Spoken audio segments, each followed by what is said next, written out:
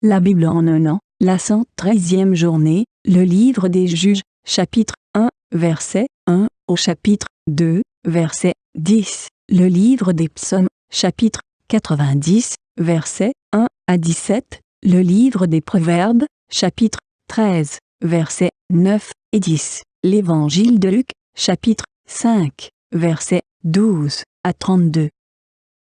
Le livre des Juges, chapitre 1.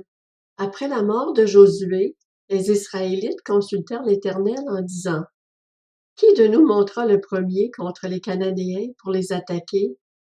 L'Éternel répondit: C'est Juda qui montera. Voici, j'ai livré le pays entre ses mains. Juda dit alors à son frère Siméon: Monte avec moi dans le pays qui m'est attribué par tirage au sort, et nous combattrons les Cananéens. J'irai aussi avec toi dans celui qui t'est attribué. Et Siméon l'accompagna. Les hommes de Juda montèrent, et l'Éternel livra les Cananéens et les Phéréziens entre leurs mains. Ils bâtirent 10 000 hommes à Bézek. Ils y trouvèrent le roi Adoni-Bézek et l'attaquèrent, et ils battirent les Cananéens et les Phéréziens.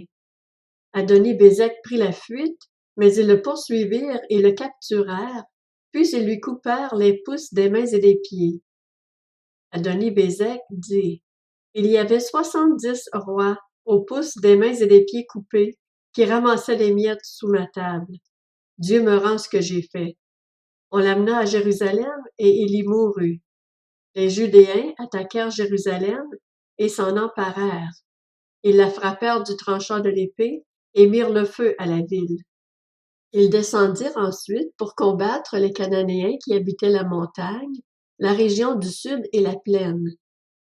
Ils marchèrent contre les Cananéens qui habitaient à Hébron, appelé autrefois Kirjat-Arba, et bâtirent Shéshaï, Aïman et Talmaï. De là, ils marchèrent contre les habitants de Debir, qui s'appelait autrefois Kirjat-Sépher. Caleb dit: Je donnerai ma fille Aksa pour femme à celui qui battra Kirjat-Sépher et qui la prendra. Othniel, fils de Kenaz, le frère cadet de Caleb, s'en empara. Caleb lui donna alors sa fille Aksa pour femme.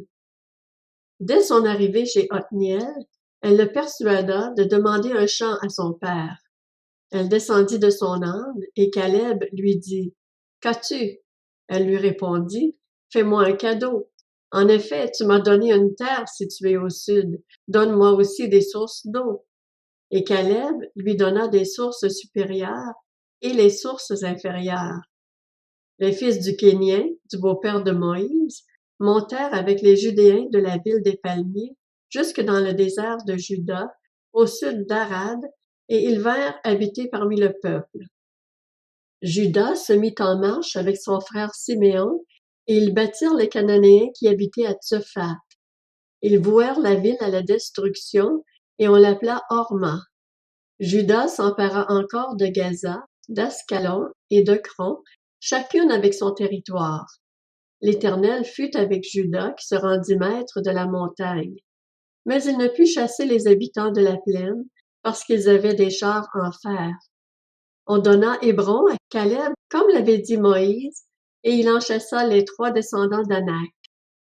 Les Benjaminites ne chassèrent pas les Jébusiens qui habitaient à Jérusalem, et ceux-ci ont habité jusqu'à aujourd'hui dans Jérusalem avec les Benjaminites.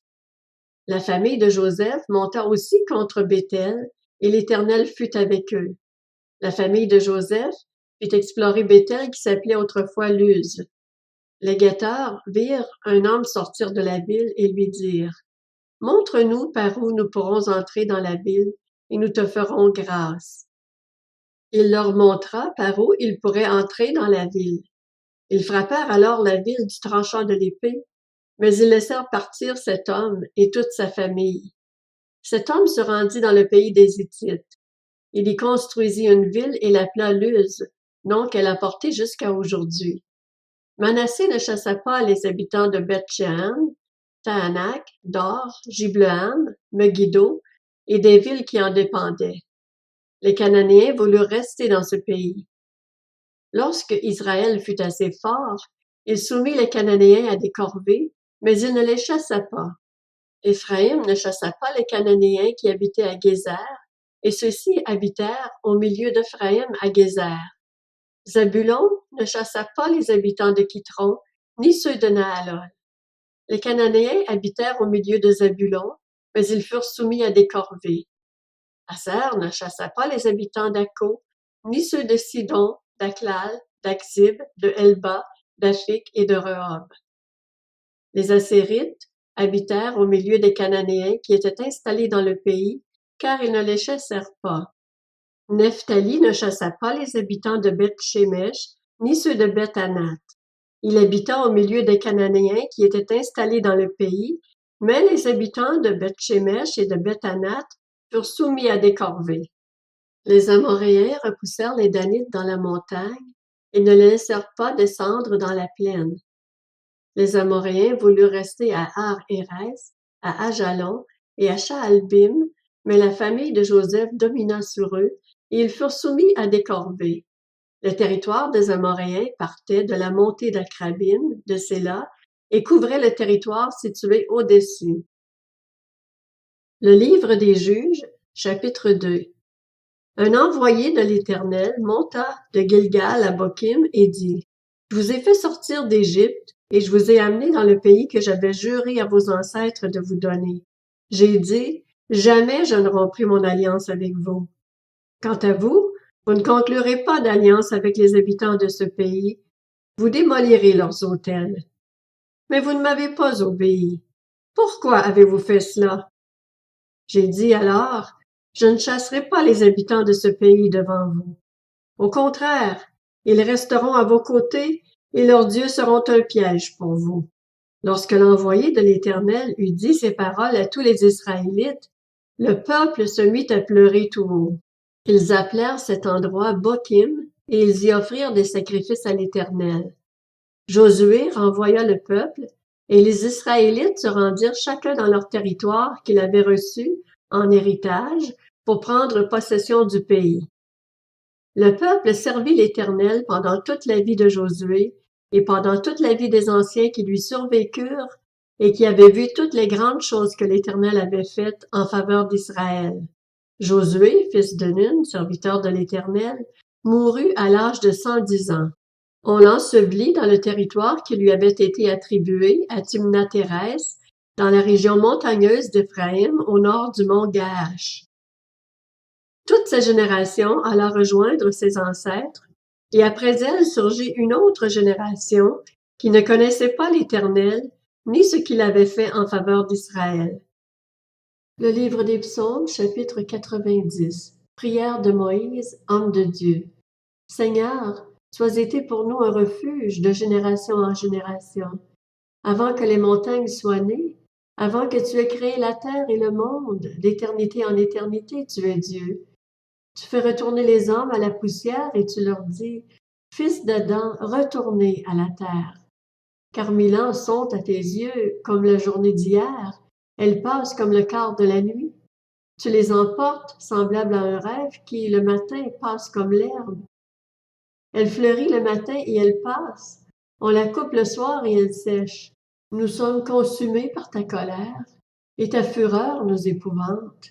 Tu mets devant toi nos fautes et ta lumière éclaire nos secrets. Tous nos jours disparaissent à cause de ta colère.